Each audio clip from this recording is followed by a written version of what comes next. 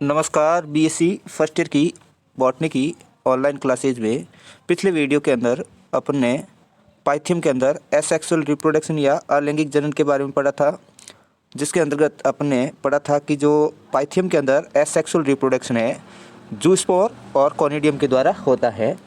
आदर कंडीशन में जूस्पोर का फॉर्मेशन होता है, जबकि ड्राई कंडीशन में है जो उसके अंदर कॉनिडियम का फॉर्मेशन होता है। आज के इस वीडियो के अंदर अपन पाइथियम के अंदर सेक्सुअल रिप्रोडक्शन या लैंगिक जनन के बारे में पढ़ेंगे। तो पाइथियम के अंदर लैंगिक जनन या सेक्सुअल रिप्रोडक्शन है जो विषम युग्मकी प्रकार का या ओगैमस टाइप का होता है। और पाइथियम के अंदर जो लैंगिक जनन है पाइथियम की वर्धिकाल की अंतिम अवस्था है। पाइथियम की जो जातियां हैं या स्पीसीज है वो सभी समजालिक या होमोथैलिक होती है। समजालिक या होमोथैलिक का मतलब होता है कि इनके अंदर पूदानी और जो अंडदानी होती हैं वो एक ही माइसीलियम पर बनती हैं। इनके जो जननांग होते हैं वो परपोसी के मृत ऊतकों पर विकसित होते हैं। इनके नर जननांग को पूदानी या एंथीरिडियम तथा मादा जननांग को अंडदानी या oogoनियम कहते हैं। और दोनों जननांग यानी कि नर जननांग और मादा जननांग दोनों एक ही कवक सूत्र पर पास पास में विकसित होते हैं। तो सबसे पहले अपन शुरुआत करते हैं पूदानी का निर्माण और उसकी संरचना यानी कि structure and formation of antheridium. तो पाइथियम के अंदर पूदानी का निर्माण है जो परिजायांगी अवस्था दर्शाता है या पेरिगाइनस कंडीशन को शो करता है। परिजायांगी अवस्था या पेरिगाइनस का मतलब होता है पाइथियम के अंदर अंडदानी का निर्माण है जो पूदानी से पहले होता है, यानी कि इसके अंदर अंडदानी पहले बनेगी और पूदानी है जो बाद में बनेगी। जो पूदानी होती है वो कवक सूत्र की पार्श्व शाखा के शीर्ष स्थित सिरे पर एक मुद्राकार अतिवर्धी के रूप में विकसित होती है। यानी कि जो पाइथियम का माइसीलियम होता है उससे लेटरल ब्रांचेज निकलती है, यानी कि पार्श्वीय कवक तंतु का फॉर्मेशन होता है और इस पार्श्व शाखा के शीर्ष स्तर पर एक यानी कि पूदानी का डेवलपमेंट होता है और ये पूदानी है जो अतिवर्धी के रूप में विकसित होती है। शिशु पूदानी में शिशु अवस्था में जो पूदानी होती है वो पतली भित्तियुक्त एक या द्विकेंद्र की हो जाती हैं, लेकिन जब पूदानी परिपक्व हो जाती हैं तो उसके अंदर 8 से 12 केंद्रक विकसित होते हैं या 8 से 12 केंद्रक होते हैं, परंतु इनमें से केवल एक केंद्रक ही सक्रिय रहता है, बाकी जो शेष न्यूक्लियस होते हैं वो नष्ट हो जाते हैं। फिर जो मैच्योर पूदानी होती हैं वो क्या करती हैं, एक पट या अनुप्रस्थ भित्ति का निर्माण कर शेष कवक सूत्र से या बाकी वाले जो माइसीलियम होता है उससे अलग हो जाती है। अब अपन पढ़ते हैं पाइथियम के अंदर अंडदानी का निर्माण एवं संरचना। तो पूदानी का निर्माण और अंडदानी का निर्माण दोनों एक ही माइसीलियम पर होते हैं और अंडदानी का निर्माण है जो पूदानी से पहले होता है। और अंडदानी है जो एक गोलाकार या नाशपतिनुमा संरचना होती है और ये पूदानी के ठीक ऊपर उसी शाखा पर व्यवस्थित होती है जहाँ से पूदानी विकसित होती है। यानी कि जो अंडदानी क्या करती है, पूदानी विकसित होने से पहले क्या करती है, ऊपर की ओर उठ जाती है और उसके नीचे वाली साइड में लेटरल भाग से है जो पूदानी का डेवलपमेंट होता है। परिवर्तनशील अंडदानी का कोशिका द्रव्य गाढ़ा और बहुकेंद्रकी होता है जिसके अंदर लगभग 32 से 40 न्यूक्लियस प्रेजेंट होते हैं। परिपक्व होने पर अंडदानी के अंदर पट निर्माण होता है और पट निर्माण के द्वारा ये शेष कवक सूत्र से अलग हो जाती हैं। परिपक्व अंडदानी का जो कोशिका द्रव्य है वो 2 भागों में बढ़ जाता है। परिधीय कोशिका द्रव्य है जो हल्के रंग का होता है जिसे परिद्रव्य या पेरिप्लाज्म कहते हैं, जबकि जो सेंटर या केंद्र में जो कोशिका द्रव्य होता है वो गाढ़ा कोशिका द्रव्य होता है और उसे डिम द्रव्य या उप्लाज्म कहते हैं। अब जो डिम द्रव्य में केवल एक ही न्यूक्लियस बचता है, शेष सारे न्यूक्लियस हैं जो परिध्रुव में ट्रांसफर हो जाते हैं और वहाँ पर आकर ये सारे के सारे डेस्ट्रॉय या नष्ट हो जाते हैं या डीजनरेट हो जाते हैं। अब अंडदानी क्या होती है, एक गोल एक केंद्र की लाल या नीले रंग की चिकनी या कंटिकीय भित्तियुक्त संरचना होती है। अब पाइथियम के अंदर अपन अंडदानी और पूदानी के डेवलपमेंट को डायग्रामेटिक तरीके से समझते हैं। तो आपके सामने डायग्राम जो ए दे रखा है वो एक इन्फेक्टेड प्लांट का दे रखा है। इस प्लांट को है जो नया माइसीलियम है जो इन्फेक्टेड कर देता है। अब ये माइसीलियम क्या करेगा, इसकी सेल्स के अंदर इंटरसेल्युलर ग्रोथ करेगा और नए माइसीलियम का फॉर्मेशन करता है। तो बी पार्ट है जो एंथीरिडियम और oogoनियम के डेवलपमेंट को शो कर रहा है। तो ये जो माइसीलियम है इस माइसीलियम के ऊर्ध्वाधर यानी कि ऊपर की ओर अंडदानी और पूदानी का डेवलपमेंट शो कर रहा है। तो अंडदानी पहले डेवलप होती है और अंडदानी की लेटरल साइड से ही है जो पूदानी का डेवलपमेंट होता है। अब सी डायग्राम है जो अंडदानी के अंदर न्यूक्लियस प्रेजेंट है और पूदानी के अंदर भी न्यूक्लियस प्रेजेंट है। अब अंडदानी के अंदर पहले सेप्टा बनेगा, तो ये सेप्टा क्या करेगा, इस अंडदानी को बाकी वाले माइसीलियम से अलग कर देती हैं। अब ये जो गोल नाक रूपी संरचना होती है इसको oogonia या अंडदानी कहते हैं। इधर नीचे की तरफ भी जो एंथीरिडियम होता है इसके अंदर भी सेप्टा का निर्माण हो जाता है और ये भी क्या करती हैं, जो सेस माइसीलियम होता है उससे सेपरेट हो जाती हैं। अब जो मैच्योर oogonia होता है इसके सेंटर वाले जो साइटोप्लाज्म को डिम द्रव्य या ओप्लाज्म कहते हैं और जो पेरिफेरल साइटोप्लाज्म होता है उसको पेरिप्लाज्म कहते हैं। और इसके सेंटर में एक ही न्यूक्लियस बचता है, बाकी सारे के सारे न्यूक्लियस कहाँ आ जाते हैं, पेरिप्लाज्म में आ जाते हैं और वहाँ पर वो डीजनरेट हो जाते हैं। फिर एंथीरिडियम के अंदर भी ये सेप्टा के द्वारा सेपरेट हो जाता है। पूदानी के अंदर भी बहुत सारे न्यूक्लियस होते हैं लेकिन इनमें से एक न्यूक्लियस ही एक्टिव रहता है, बाकी सारे न्यूक्लियस हैं जो डीजनरेट हो जाते हैं। अब क्या करता है, इनके अंदर फर्टिलाइजेशन होते हैं, तो फर्टिलाइजेशन होगा तो उनके अंदर है जो एक फर्टिलाइजेशन ट्यूब का फॉर्मेशन होता है, यानी कि अंडदानी और पूदानी के बीच में जो फर्टिलाइजेशन ट्यूब का फॉर्मेशन होता है।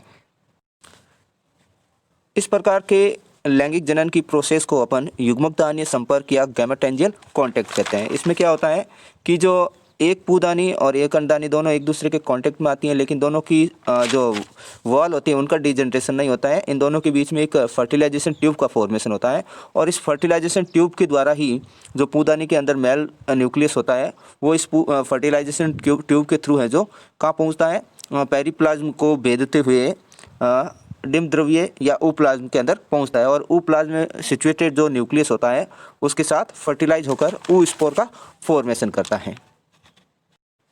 अब जो जी डायग्राम दे रखा है इसके अंदर फर्टिलाइजेशन ट्यूब के थ्रू पूदानी से मेल न्यूक्लियस है जो ooप्लाज्म में यानी कि अंडदानी के ooप्लाज्म में पहुंच जाता है और दोनों आपस में क्या करते हैं, वहाँ पर फर्टिलाइज होते हैं और फर्टिलाइज होने के बाद में इनके अंदर है जो ooस्पोर या निषिक्तोंड का फॉर्मेशन होता है और ये है जो रेस्टिंग स्पोर होता है यानी कि विश्राम बीजाणु की स्थिति को शो करता है। फिर जो ooस्पोर होता है वो डबल लेयर्ड होता है, आउटर लेयर है जो एक्साइन और इनर लेयर है जो इंटाइन कहलाती है और इसका जो डायमीटर होता है वो लगभग 12 से लेकर 20 माइक्रोन मीटर होता है। फिर इसके अंदर मियोसिस होता है, तो मियोसिस होने से हैप्लॉइड स्पोर्स का फॉर्मेशन होता है और ये स्पोर्स क्या करते हैं, पुट्टी यक्का या वेसिकल्स के रूप में रिलीज होते हैं और रिलीज होकर जब वेसिकल्स या पुट्टी का फट जाती हैं तो ये जो स्पोर्स होते हैं बाइफ्लेजिलेटेड होते हैं और फिर जर्मिनेट होकर जर्म ट्यूब का फॉर्मेशन करते हैं और जर्म ट्यूब के द्वारा न्यू माइसीलियम का फॉर्मेशन होता है और ये न्यू माइसीलियम क्या करता है, वापस नए प्लांट को इन्फेक्ट करता है। तो ये पाइथियम के अंदर सेक्सुअल रिप्रोडक्शन की साइकिल है।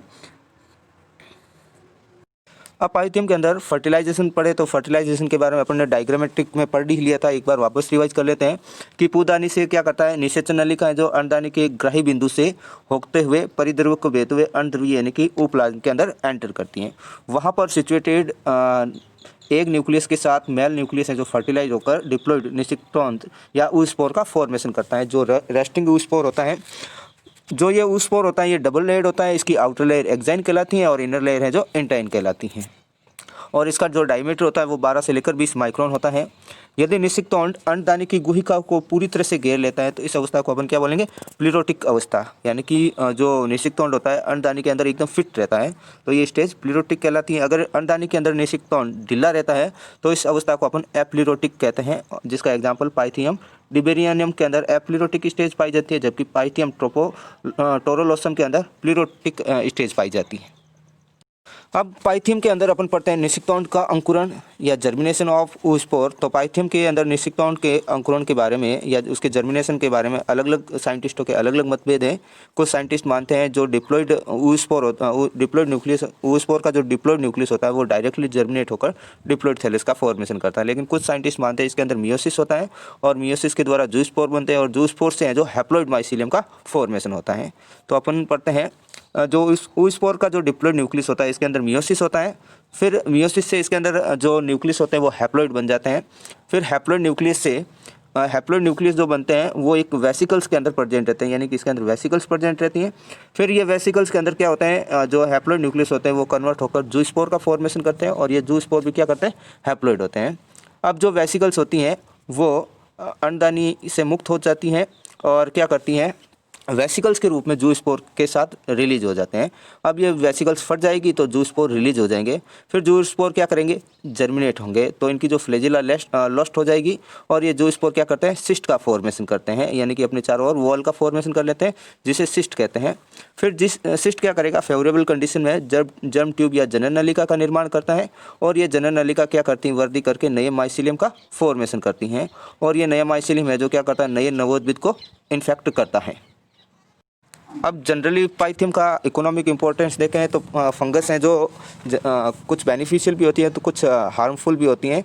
तो पाइथियम का जो इकोनॉमिक इम्पोर्टेंस ये है कि ये क्या करता है, जो प्लांट अवशेष होते हैं उनका अपघटन कर मृदा में उर्वरता को बढ़ाने में हेल्प करता है। अब पाइथियम का लाइफ साइकिल देखते हैं। तो पाइथियम के अंदर लाइफ साइकिल के अंदर 2 प्रोसेस होती हैं, सेक्सुअल रिप्रोडक्शन और एसेक्सुअल रिप्रोडक्शन। तो पाइथियम का माइसीलियम में जो हैप्लॉइड होता है इसके अंदर एसेक्सुअल रिप्रोडक्शन है जो चल बीजाणु के द्वारा होता है और ये चल बीजाणु है जो चल बीजाणु धानी के अंदर बनते हैं और फिर चल बीजाणु है जो पुटिका में चल बीजाणु होते हैं और ये पुटिका से अलग होने के बाद में जर्मिनेट होकर हैप्लॉइड माइसीलियम का फॉर्मेशन करते हैं। सेक्सुअल रिप्रोडक्शन में जो हैप्लॉइड माइसीलियम होता है उसके अंदर हैप्लॉइड ओगोनियम और हैप्लॉइड एंथेरिडियम का फॉर्मेशन होता है, यानी कि अंडदानी और पूदानी बनती हैं। अंडदानी के अंदर अंड का फॉर्मेशन होता है जबकि पूदानी के अंदर नर युग्मक वो भी हैप्लॉइड होता है उसका फॉर्मेशन करते हैं। फिर इन दोनों के न्यूक्लियस का संलयन होता है यानी कि कैरियोगमी होती हैं और फिर इसके अंदर oospore या निषिक्तोंड का फॉर्मेशन होता है। तो इनके अंदर जो डिप्लॉइड स्टेज होती हैं वो अल्पकालिक होती हैं, केवल डिप्लॉइड स्टेज हैं जो निषिक्तोंड के समय ही दिखाई देती हैं। बाकी जो जितने भी स्टेप होते हैं उसके अंदर हैप्लॉइड कंडीशन या हैप्लॉइड स्टेज शो होता है। फिर इस निषिक्तोंड के अंदर या oospore के अंदर मियोसिस होता है। मियोसिस के दौरान हैप्लॉइड न्यूक्लियस का फॉर्मेशन होता है जो पुटिका के अंदर सिचुएटेड रहते हैं और फिर पुटिका है जो जब बाहर निकलती है तो जो हैप्लॉइड न्यूक्लियस है मॉडिफाई होकर चल बीजाणु में बदल जाते हैं। फिर चल बीजाणु है जो सिस्ट का फॉर्मेशन करते हैं, सिस्ट है जो जनन नलिका या जर्म ट्यूब का फॉर्मेशन करती हैं और ये जर्म ट्यूब है जो क्या करती हैं, वापस हैप्लॉइड माइसीलियम का निर्माण करती हैं। तो आज की इस वीडियो में आपके मैस्टिगोमाइकोटिना का पाइथियम कंप्लीट होता है। नेक्स्ट वीडियो के अंदर अपन पढ़ेंगे पाइथियम का नेक्स्ट जो मेंबर है जिसका नाम है एल्ब्यूगो।